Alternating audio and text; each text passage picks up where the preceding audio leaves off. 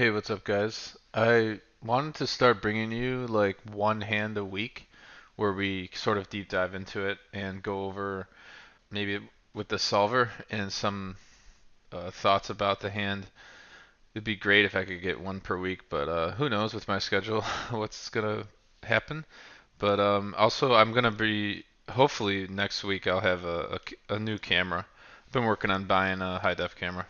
Anyways, uh, the reason I'm bringing you this hand, I thought it was first of all, it is a pretty interesting hand in terms of it's a kind of a difficult hand to play. And secondly, after the hand, the guy, my opponent that I played the hand with, he kind of berated me in chat. Now, normally I have my chat turned off, but I've had it turned on for some reason. I think there was someone I knew at one of the other tables, and I kept it on, and this guy berated me like, "Oh, you played it so bad and stuff." And I think it's actually a really interesting spot. So I raise tens from the cutoff and get three bet from small blind, and I think I just play calls here, guys. Solver, I think, wants to four bet this at a very small frequency, but in position, playing this as a call is totally fine. We get this six jack nine with a flush draw board. And he actually bets sort of big here, which I think is okay. So this is his strategy. We see the Jack 9 6 board. And as you can see, in this configuration, Solver does like the big bet. I'm sorry, here's the big bet in orange. So you can simplify this. I think if I were to uh, say something about the sizing, I would just say to simplify to maybe big bets here, and you can big bet your whole range. This mixed strategy is pretty difficult to implement. Not super difficult compared to single raise pots, because there's less hands and there's less mixing. But so I turned on the percentage, so that's yeah 2/3. So solver really likes this big bet with it does split its range, but it's all right. Here we go. So he bet about half, which I'm in the solver going to use as a 2/3 bet. Um, and the five on the turn brings double flush. Now, from what I've studied in the solver, excuse me, from what I've studied in the solver, uh, oh, and I just wanted to show you response. Pocket tens is mixing here, so just so you guys know, when you do use a big size, there's way less hands that are called here.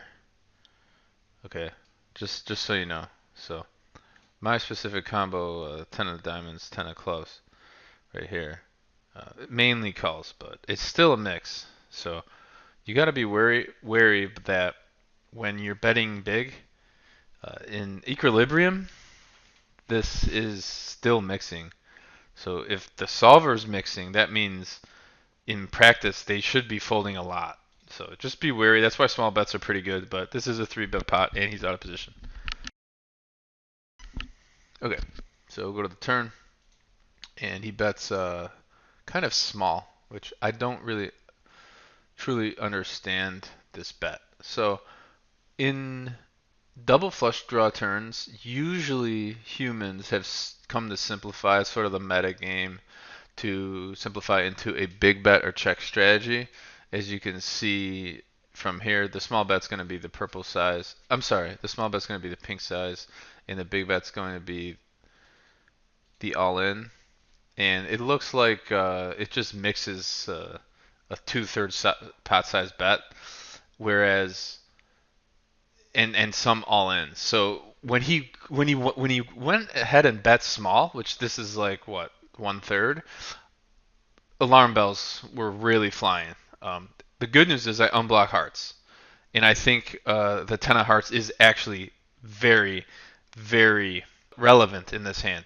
When you bet small, when the alarm bells were going off, because I'm pretty sure this player was a regular, and I was like, okay, he should just be betting big or maybe even like 2x pot jamming here with like all his value, which I would just fold tens. Like if I had like uh queen 10 suited, jack 10, I'm sorry, queen king suited, even ace king suited, uh, 10 8 pocket tens, which I have. Pocket tens is in a weird spot. It's a little mergy, but I would just jam or bet big again. And this just seems strange. Now, from a GTO's perspective, we can giving it a big bet. It would probably just bet the value combos big, if you see here, and check the rest, and have bluffs with, let's see, I guess ace 7 could sort of be a bluff. Yeah, sorry, I thought that was a 6. I'm sorry. Yeah, ace 7 sort of its bluff. Queen 10. So alarm bells were going off, and I'm like, I think he would bet big because of the double flush. So I went ahead and called. And the river, he of course puts me all in on the flush completer. But the good thing is, it's backdoor flush. Now, the problem with the backdoor flush is that I sort of said on the turn, the 10 of hearts was really relevant. And honestly, I'm not sure if I should be bluff catching this without the 10 of hearts. Now, if we go back to GTO Wizard, uh, we're going to go to the river here. He goes all in. Like I said, the turn I think is just a call out of us, especially based on exploits. Sorry here. And what combos are calling in general? Let's see. We're going to have a lot of the jacks call. We're going to have some king queen suited call. Oh, I'm sorry, that's a flush. Sorry. Pocket jacks, obviously that's a set. Some ace high kings. I mean, this is a very small percentage of the call. Okay. But we're still using that call. We're still using that. Let's see here. Wow, that's really interesting. That's really sick. I love that. I love that. I wouldn't recommend calling with ace king there. And then it actually calls some 6-5. It calls the front door flush blocking 6-5. So it unblocks the bluffs. That's sick. That's awesome. But with our combo, so let's just like play our combo, the 10 of diamonds, 10 of clubs, it calls at a very, very low frequency, okay? So when I first ran this, I'm like, oh yeah, I called. Look at this, 10 pocket tens is a pure call. No, it's the 10 pocket tens with the 10 of hearts and the 10 of clubs, which is backdoor flush, front door flush. But our combo does call a little bit, 12.5% of the time.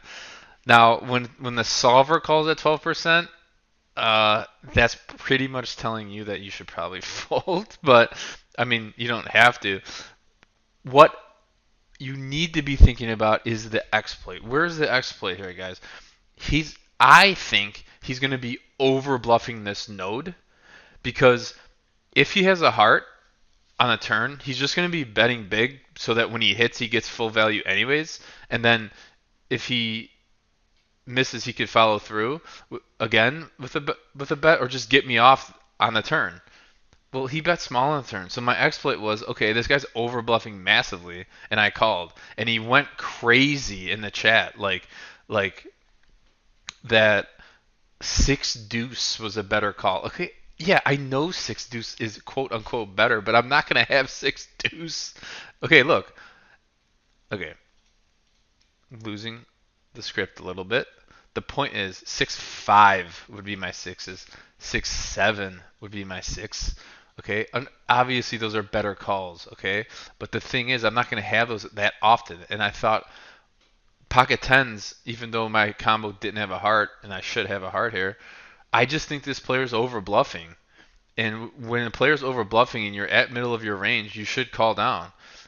Is he going to be going for ace? Let's just say he has ace jack, maybe even king jack. Is he going to go for thin enough to warrant you to overfold this spot? To me, no, not this player type. I mean, I've played against him for like hundreds of hands.